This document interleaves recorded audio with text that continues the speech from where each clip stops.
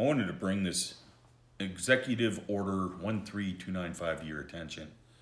What this is an executive order that President George W. Bush passed back in April of 2003.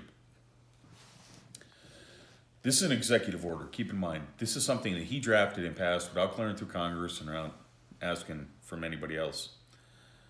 What this does is it authorizes the Secretary of Health and Human Services in consultation with the Surgeon General, and for the purpose of specifying certain communicable diseases for regulation, providing for the apprehension, detention, or conditional release of individuals to prevent the introduction, transmission, or spread of suspected communicable diseases.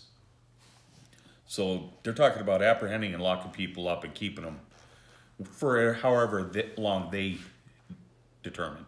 And while you're under their care, you're also subject to their medical. So if you're against the vaccine and you get taken to a concentration camp, you have to submit. They will force vaccinate you there. So that's what this the Secretary of Health and Human Services has, is the ability now to lock people up. Actually, this has been going on since 2003. And on subsection A, it talks about some specific ones. So they try to trick you. It says cholera, diphtheria, infectious tuberculosis, plague, smallpox, yellow fever, hemorrhagic fever. And all these things sound great. And everybody's like, man, I'm really for that.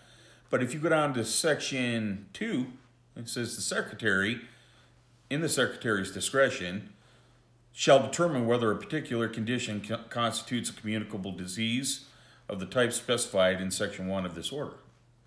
So it's right there says that it's up to the discretion of the Secretary if he decides to change that and include something else. So it gives the Secretary of Health and Human Services an unbelievable amount of power.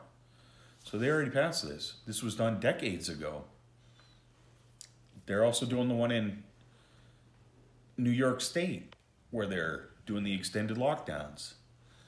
They have these concentration camps. They're going to start doing the lockdowns on the highways, and they're going to start taking people at the checkpoints.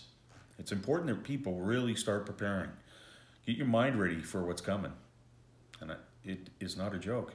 So I don't like to be the one to tell about this stuff, but get ready. It's coming.